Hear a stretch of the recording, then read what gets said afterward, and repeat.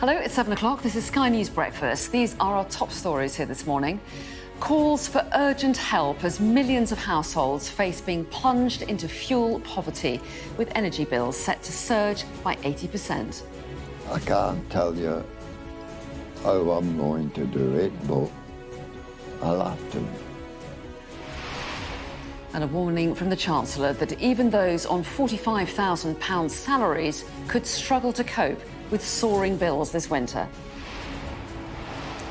I'm in South London to find out how people here will cope, as small businesses say these price rises are simply unsustainable. Here in Liverpool, a second man is arrested on suspicion of the murder of 9-year-old Olivia Pratt-Korbel. An affidavit reveals former President Trump took home top-secret national security documents to his Florida mansion. A warning from the Ukrainian president that the situation around the Zaporizhzhia nuclear power plant remains precarious and dangerous. The AA issues an amber traffic warning as the bank holiday getaway gets underway.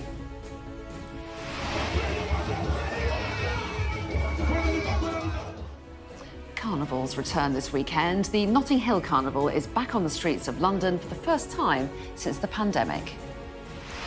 In sport, Ben Stokes and Ben Foakes put England in a commanding position against South Africa.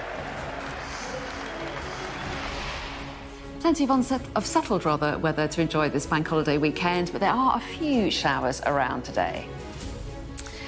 And coming up at 2:45, we'll take a look at the papers with the journalist and author Gemma Forte and the broadcaster and writer Edward Adu.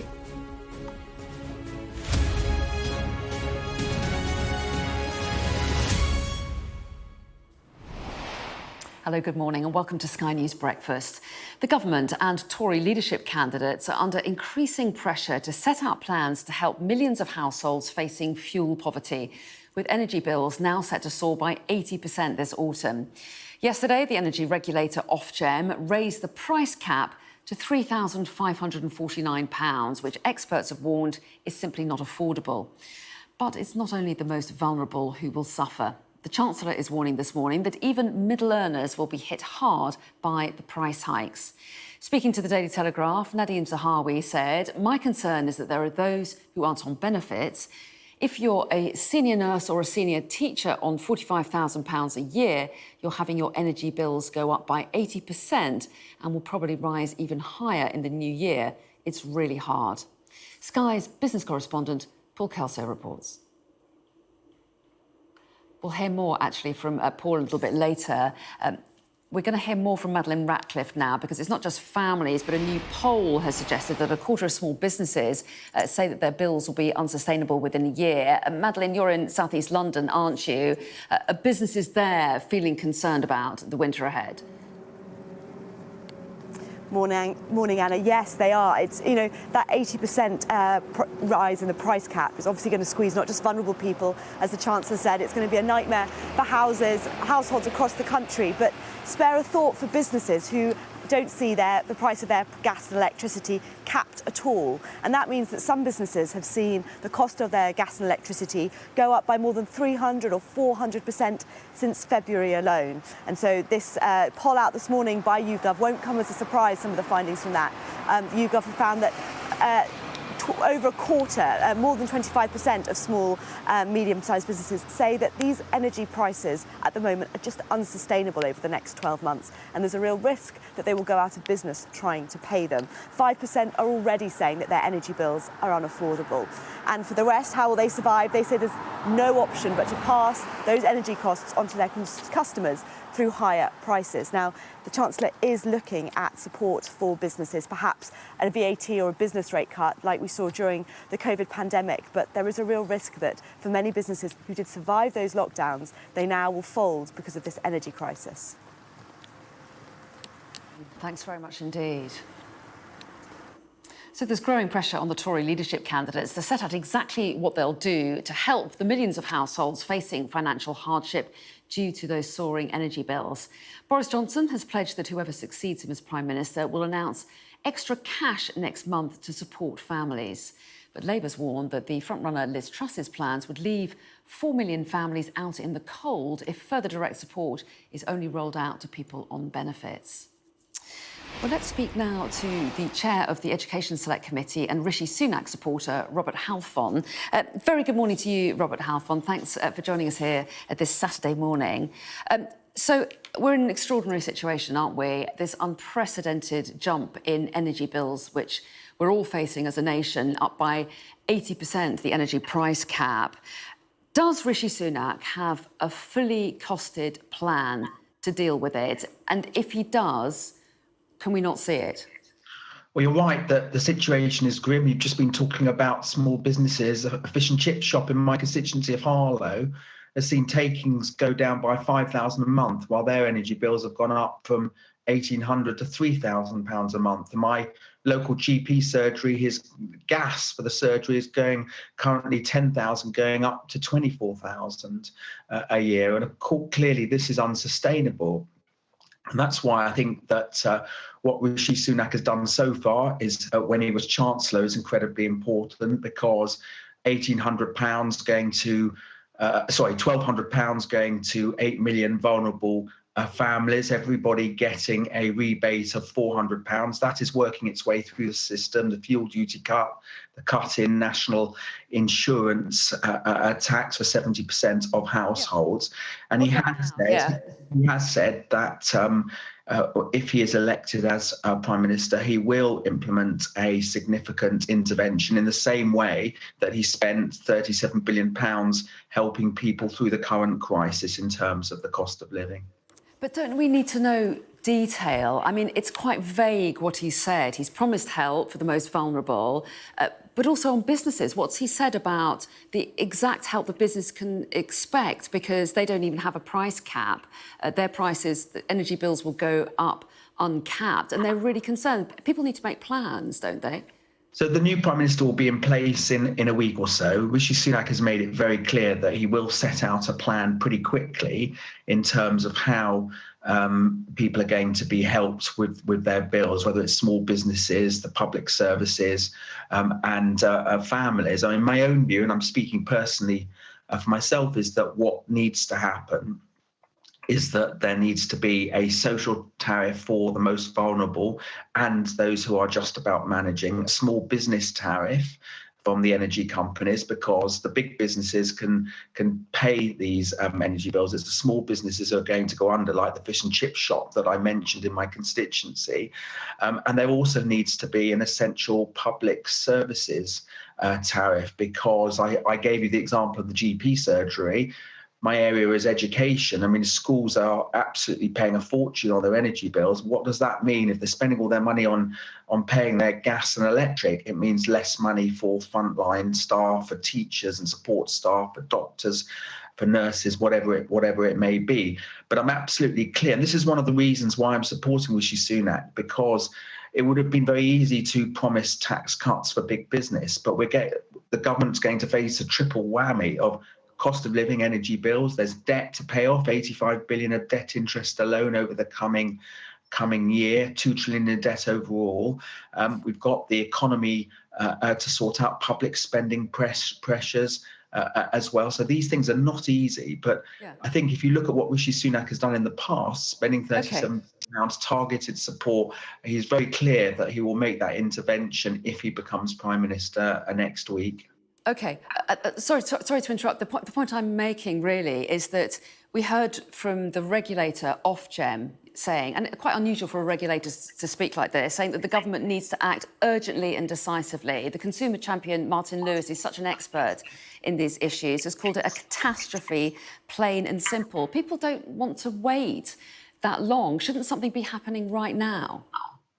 Well, they're absolutely right. It is grim. I've got Harlow constituents who are working 7 days a week because they can't afford to pay their bills otherwise. The government that's in place now, we're not hearing more from them. Are you frustrated because of these concerns of people in your constituency? In a week or so's time, we will have a new government, and very shortly afterwards, there will be a plan to deal with this problem. But absolutely, I agree, there has to be a large-scale intervention. We have to focus on the most vulnerable. I don't believe it's right to cut taxes for big business, because we have to raise the funds in order to pay for this. Otherwise, we'll increase our national debt. And what that means is that the cost of living will be even harder, because interest rates will go up, mortgages will go up. But there will be a plan in a week or so's time, as soon as we have a new government. But without doubt, it has to be a large-scale intervention. Would the simplest, quickest thing to do be to freeze prices? Personally, I speak personally, I'm open-minded on how this is done. The issue about freezing prices is how long it lasts for. And also, of course, you've got to look at the overall cost, because all these things are paid for by the taxpayer. I think you need and also it doesn't necessarily, if you're talking about the Labour Party plan, it doesn't help businesses and it doesn't help public services like the NHS, like schools. That's why my own view is I think there should be a social tariff, a essential public services tariff, and a small business tariff, which the government would fund, so we would know that all those groups would be protected, and that the public services will be able to spend money on frontline services. Small businesses wouldn't go under, and those who are struggling with their energy bills would have significant help. How great is the risk, do you think, that schools may not be able to stay open during the winter because of the costs? I think schools will be able to stay open. They must stay open. I thought that I was utterly opposed to schools closing during lockdown for most pupils. I thought that was catastrophic and has damaged our children's lives, sadly, for many, many years to come. But there will have to be an intervention in terms of our public services, schools, the NHS, policing, essential public services, because all it means is that these essential public services will be spending money on their energy bills rather than spending money on frontline services. And I want my schools to be able to spend money on teaching staff and support staff and getting young people on the ladder of opportunity. And it's absolutely essential. This is why it is going to be a huge, large-scale intervention that is needed, but it's got to be sustainable and it's got to be properly costed as well, so it doesn't increase our national debt by too much, because otherwise that will cause other problems down the road. A huge intervention needed, as you say, and as soon as possible, and people need reassurance, as we've covered. Would it have been better for the country if the leadership contest had been shorter so that people could just get on with the job? I think there are arguments for and against that. Yes, in some ways, I think it would have been good to have a new Prime Minister pretty quickly. But on the other hand, you're choosing a Prime Minister. And I think it's right that these candidates go around the country speaking to members, but also going to the local communities and doing big media events like Sky hustings, for example, which they've done, because then I think the public get to know them, the Conservative Party members get to know them, they're properly tested. So there are arguments for and against, but I will be absolutely glad when it's over. We desperately need a new government. We desperately need a proper plan of intervention to help people with cutting the cost of living and getting to grips with the other problems facing our public services as well. And I hope very much that whoever becomes leader, and I hope it's Rishi Sunak, but whoever becomes leader will implement those plans pretty quick. Well, yes, and just a quick word on yesterday when the announcement came out, big announcement from Ofgem, 7 o'clock yesterday morning. Normally you'd have, wouldn't you, a government minister in the television studios, as is traditional, answering questions, coming under scrutiny about what the plans were. We didn't see anyone, we didn't see either of the leadership candidates either yesterday. Were you surprised by that at a time when people need reassurance, when they're worried about their bills? I was on the media yesterday, I'm a backbencher, but perhaps it might have, I think for the issue of government figures, it might have been helpful for a government figure to comment on this. I think Nadhim Zahawi, the Chancellor, did make a statement later on in the morning, and I think that's right. But I'm someone who believes in transparency and scrutiny, and I think from the media, and I think that's a good thing. OK, well, Robert Halfon, we really appreciate your time this morning. Thanks so much for coming on the show. To other news now, and police in Liverpool have arrested a second man on suspicion of the murder of 9-year-old Olivia Pratt-Korbel. The 33-year-old has also been arrested on suspicion of 2 counts of attempted murder. Aerial footage has also been released showing the arrest of another man who's 36 in a separate raid on Thursday night. He was also arrested on suspicion of Olivia's murder and 2 counts of attempted murder. Well, our correspondent Fraser Maud is in Liverpool and joins us now. So some developments in the last couple of days in this investigation then, Fraser? Good morning, Anna. Yeah, it just shows how fast-moving and quickly evolving this investigation is. Less than 72 hours after the shooting of Olivia in her own home here on Monday evening, they made that first arrest. A 36-year-old man arrested on suspicion of her murder and 2 counts of attempted murder. And then less than 24 hours after that, in a street only about half a mile or so away from here, armed officers effecting the arrest of a second man, a 33-year-old man this time. We believe that he was arrested in the street. He wasn't arrested in a property, but that arrest carried out again by armed officers, and he is now at a police station in Liverpool currently helping officers with their investigation. Now, the officers leading this investigation say that they still need to build up what they refer to as a strong evidential picture in order to bring those responsible for Olivia's death to justice, and as such they're still appealing for people to come forward with any information that they can, whether they have CCTV footage, dash cam footage, anything that might help police build up a complete picture as to exactly what was happening in and around this area on Monday evening before Olivia's death, and in the moments and potentially the hours after that as well. So they're still appealing in particular for information about a dark-coloured Audi Q3 car. We know that that was the car that took Joseph Nee to hospital. Joseph Nee, the intended target of the attack. He was the man who first forced his way into Olivia's home, followed by the gunman.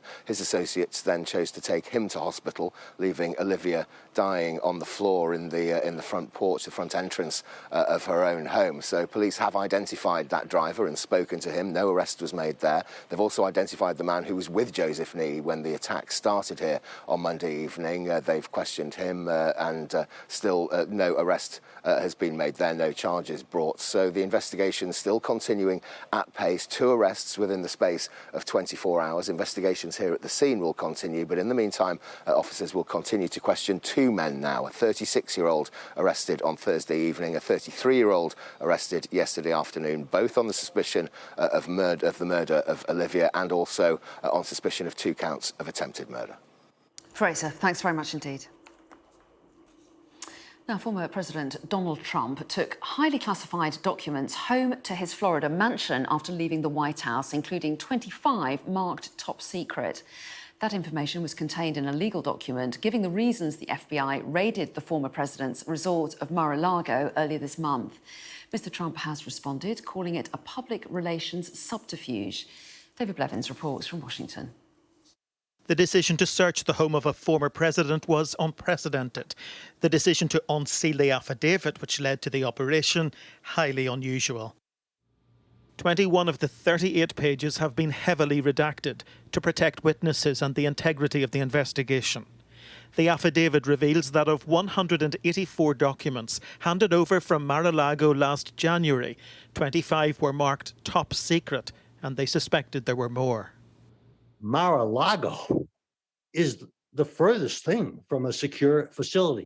Dennis Aftergut, a former federal prosecutor, said keeping documents there could have caused great harm. Among them are documents marked HCS, which means human intelligence sources.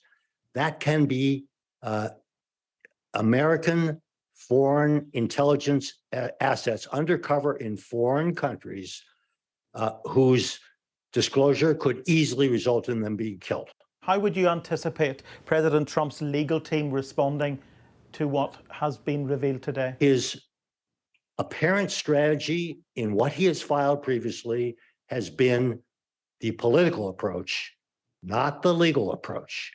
The legal approach would be keep your mouth shut. President Trump described the document as a total public relations subterfuge by the FBI and the Department of Justice. In a pre-recorded interview just released, he continues to claim the search of his home was politically motivated. They brought many, many FBI agents in, all right before the midterms. and all when I have the best poll numbers I've ever had. This is a political attack on our country. Despite the redactions, this document does shed more light on the investigation into claims President Trump mishandled classified information by taking documents with him when he left the White House. The Department of Justice says the facts of this case are particularly compelling, and it acted because it was concerned steps may be taken to frustrate the investigation. With the FBI under threat and the political temperature continuing to rise, authorities really must feel they have a case worth pursuing. David Blevins, Sky News in Washington.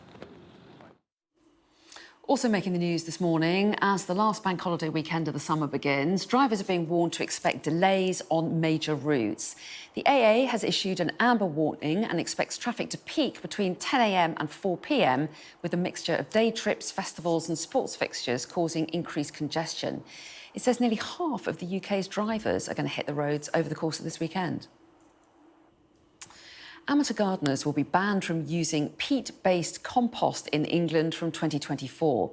The government announced a new measure to protect the UK's already severely damaged moorlands.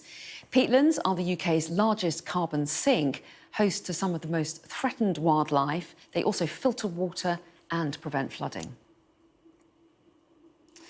A car used by Diana, Princess of Wales, is going on sale at auction today, expected to fetch a six-figure sum. The car is believed to be unique as the first and only black Ford Escort RS Turbo Series 1.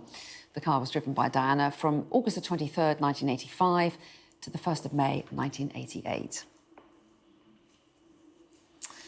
The Ukrainian President Volodymyr Zelensky has warned the situation around the Zaporizhzhia nuclear power plant remains precarious and dangerous. 2 out of 6 of the nuclear plant's reactors have been reconnected to the grid following days of Russian shelling that led to the nuclear power plant, the largest in Europe, being disconnected for the first time in its history. I want to emphasise that the situation remains precarious and dangerous. Any repetition of yesterday's events, any disconnection of the station from the grid or any actions by Russia that could trigger the shutdown of the reactors will once again put the station one step away from disaster. That is why it is essential that the IAEA mission arrives at the station as soon as possible and helps to keep it under permanent Ukrainian control. A record heatwave is continuing to cause huge damage in drought-stricken South China.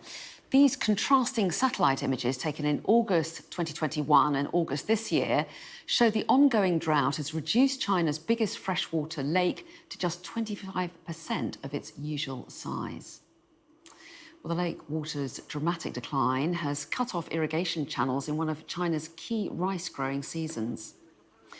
Authorities are now carrying out artificial precipitation operations, firing rockets and flying meteorological drones to bring rainfall to the affected areas. Let's start at Old Trafford, and this fella, Centuries by Ben Stokes and Ben Folkes, have put England in complete control of the second test against South Africa. The England captain reached his 100 just after the tea interval. It's his 12th test century and his 4th against South Africa. He made 103 in a stand of 173 with Folkes. Folkes then went on to complete his century. He was 113 not outs when England declared on a 415 for 9 with a lead of 264. In reply, South Africa closed on 23 without loss, 241 runs behind. The Tourists lead the 3-match series 1-0. Relief and yeah, just overjoyed. Obviously, like getting a Test 100, got one in my first game, and then a little bit of a wait, and realised how hard they are to come by. So I think I celebrated this one a bit more. Before we get to today's Premier League news, former England and Manchester City striker Ellen White has revealed that her decision to retire was accelerated due to suffering a punctured lung during an acupuncture session last year.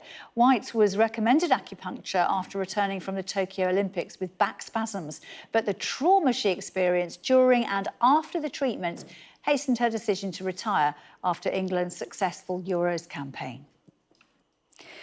Manchester United travel to Southampton in the first of today's 7 Premier League fixtures. United manager Erik ten Hag is looking to build on their win against Liverpool last Monday.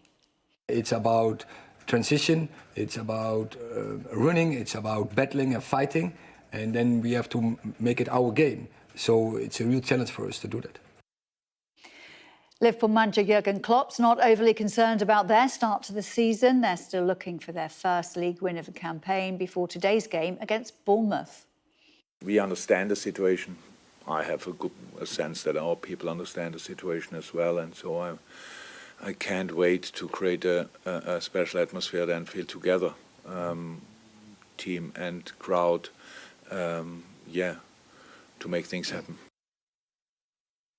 In the Championship, Ollie McBurney scored his first goal in 43 games as leaders Sheffield United drew 1-1 with Luton. Carlton Morris scored for Luton after 9 minutes. But United equalised early in the second half, and McBurney was booked for his exuberant celebrations in front of the United fans. We can't blame him, really. It puts United 2 points ahead of Watford this morning. The Formula One season returns in Belgium this weekend after a summer break, and defending champion Max Verstappen and Charles Leclerc will start at the back of the grid. The unusual position they find themselves in is due to receiving engine penalties. Verstappen leads the World Championship by 80 points and was quickest in Friday's second practice at Spa. Practice 3 starts at 12 o'clock on Sky Sports F1. Let's go to golf. And Xander Schauffele produced a brilliant finish to drastically reduce Scotty Scheffler's FedEx Cup advantage heading into the weekend at the season-ending Tour Championship. Schauffele is now just 2 strokes behind Scheffler. A brilliant eagle on the 18th, allowing him to card a 7 under 63, which takes him to 17 under for the tournament in Atlanta, by the way. In the Super League, Wigan maintain their 100% winning record at home this season. They beat their big rivals and Super League leaders St Helens 30 points to 10. Bevan French went over with 2 of their 5 tries at the DW. And Tyson Fury's plans to retire could take a U-turn. We sort of knew they would, didn't we? After he informed the WBC that he wants to continue fighting. The British heavyweight who holds the WBC world title now wants a potential undisputed world heavyweight unification fight with Alexander Usyk after he defeated Anthony Joshua last weekend. Fury initially retired after defeating Dillian Whyte in April. Now, this build-up to this weekend's Premier League games over on Sky Sports News. Coverage of day 3 of the second test starts at 10:15 on Sky Sports Cricket. There's F1 later on, and I'll be back in a nice time. Handball, handball, handball, ref, handball, ref. You're watching Sky News Breakfast. Do stay with us. Coming up, as people take to the streets for Manchester Pride this weekend, we'll talk to the head of sexual health at LGBT Foundation as they try to raise awareness about monkeypox. Let's turn our attention to something a little bit lighter now. And after 2 years of COVID disruption, Notting Hill Carnival is finally back. Expect streets filled with dancers, costumes, colours and a load of jerk chicken, all part of the London Street Festival that celebrates the UK's Caribbean community. Our reporter Shaman Freeman-Powell went to find out more.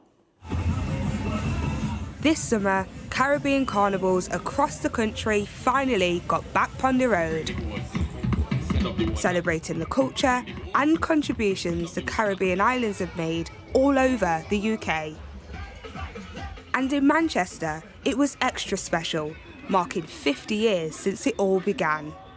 It was essential because as a marginalised community that came together 50 years ago anyway, to show how it's grown and diversified, and that as a people, as a Caribbean people, our heritage, culture matters. It was massive. Manchester saw thousands, but London is expecting millions, and preparations are almost complete.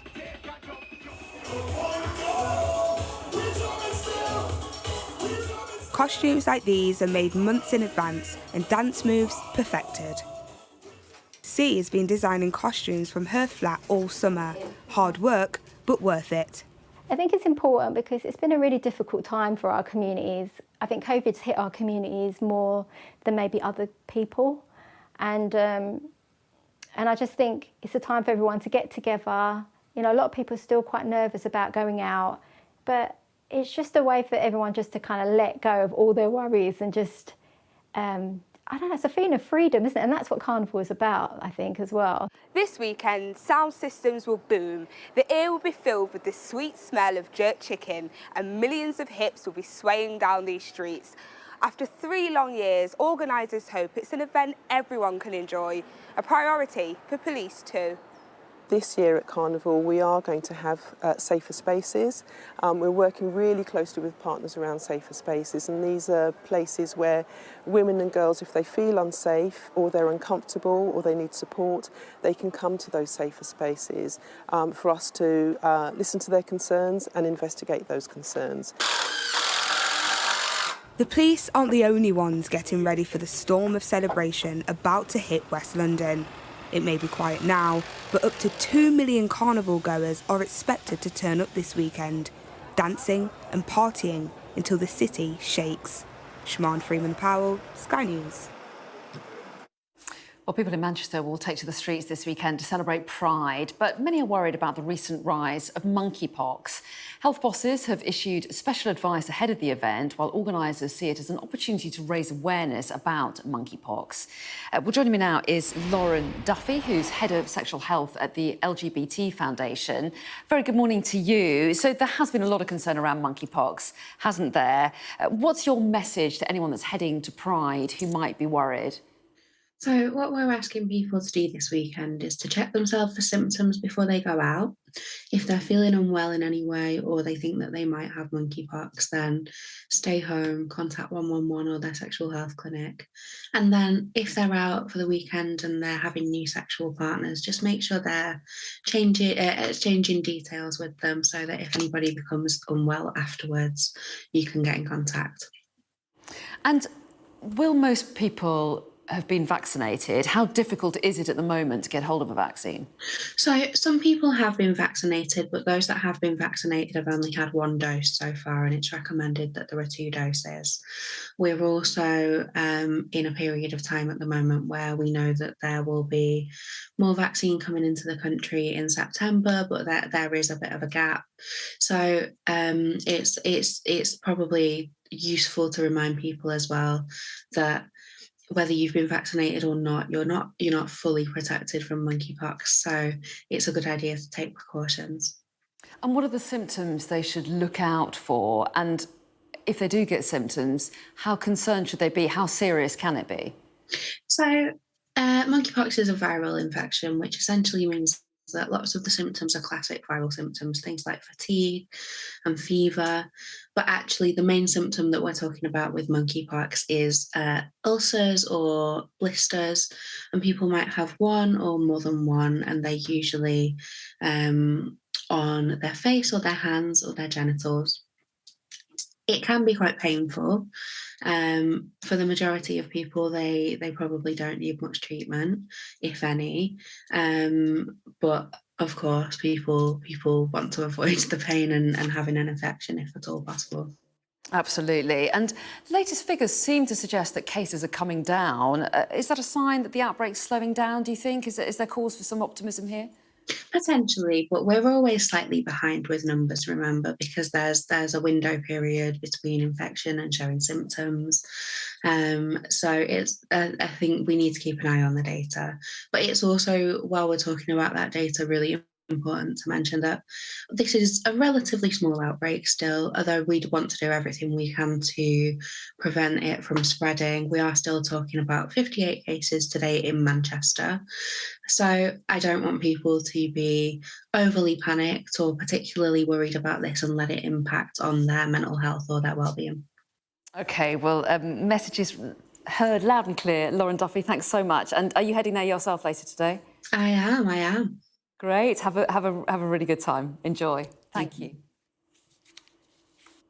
So let's go through the morning papers again. Here to review them today are the journalist and author Gemma Forte and the broadcaster and writer Edward Adu. Welcome back to both of you. We looked at the front pages, didn't we, in the last hour, all preoccupied with the cost of living crisis and the energy price cap, which no doubt will filter into some of these stories. But we've delved inside and you found a few different things to talk about. Edward, you've spotted a story inside The Guardian. The Guardian says that they have seen an official inquiry and know the results of it. So what are they suggesting is going on here? So it's a draft of a government-ordered report that has found that Sadiq Khan wrongly ousted the former Met Police Commissioner Cressida Dick. Now, the findings come from the former Chief Inspector of Constabulary, and it more or less says that,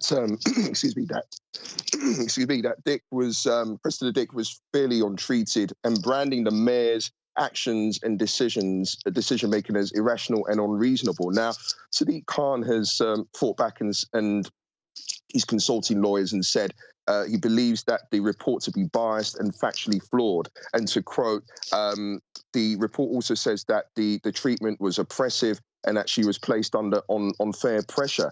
Now, Sadiq Khan has wrote a letter to Priti Patel and said that Tom Windsor's publicly championed Cressida Dick.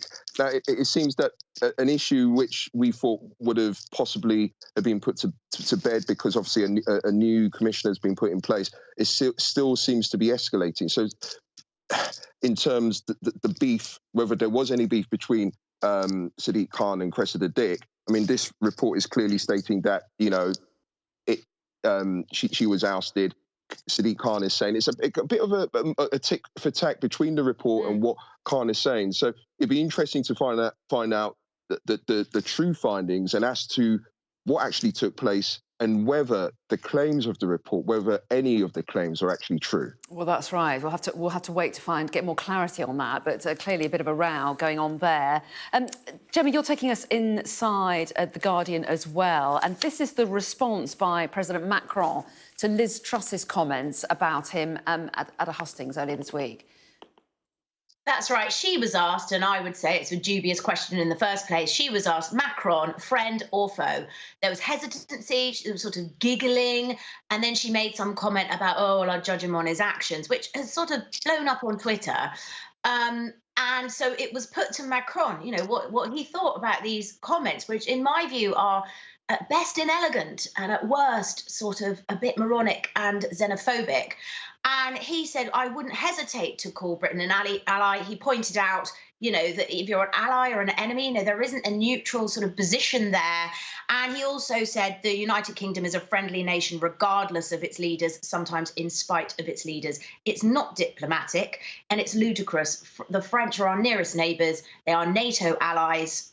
There shouldn't be any reason to hesitate with that question, and it doesn't bode well in terms of diplomacy going forward if she's going to be our future Prime Minister. Yeah, and I'm not sure if we've seen her talk about why she said that. She may well say, yes, France, of course, is a friend. I was talking about Macron. I don't know. We haven't heard. It'd be interesting to see if she says more on this at a later date, isn't it?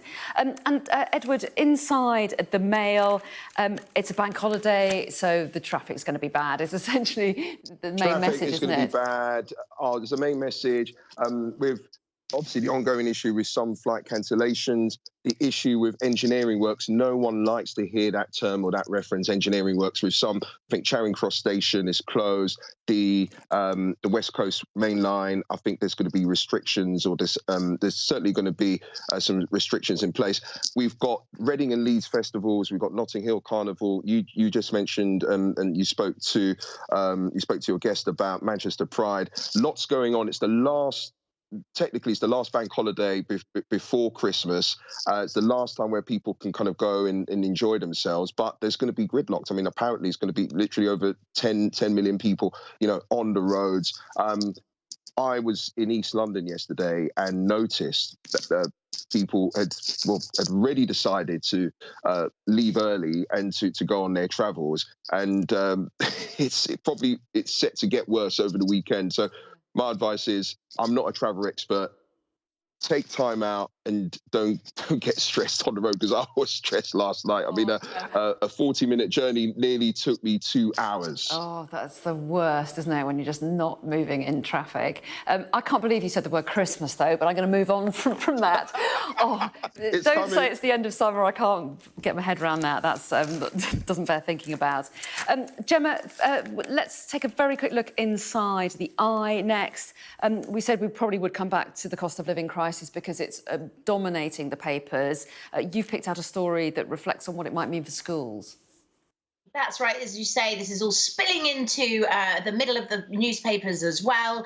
It's on every front page. And yes, schools are facing some really difficult decisions. Teachers haven't had a pay cap for a long time, and obviously they're facing rising costs. And what schools are actually looking at is, how are we supposed to heat the school? We cannot afford it on our budget. Their budgets haven't increased. So again, another argument, perhaps government should have been recalled specifically for instances like this. So they're going to have to surely cap the bills for schools. We cannot have our children learning from home again, which would be the alternative for 2 days a week. I simply cannot contemplate that for them. It's, you know, they've all lived through COVID, and I think that is something that people would not put up with, frankly. Yeah. Well, hopefully we'll get the plan soon from a new Prime Minister once they're installed. We've only got about 20 seconds. Can you sum up electric cars in 20 seconds? It's inside the eye. Well, Anna, the issue, we're talking about cost of living, prices are set to go up at hubs. I have issues at the moment. I've got an electric car. There's not many hubs that work in places like Bedfordshire. And with this in mind, I think the incentive is to try and get people to switch to electric cars. If the prices are going to go up, then it's certainly going to put people off. There has to be a plan in place to try and convince people electric cars do work. Prices may have to go up, but there has to be a counterbalance somewhere. OK, we're out of time. Edward and Gemma, I'll see you again next hour. Thanks both very much indeed.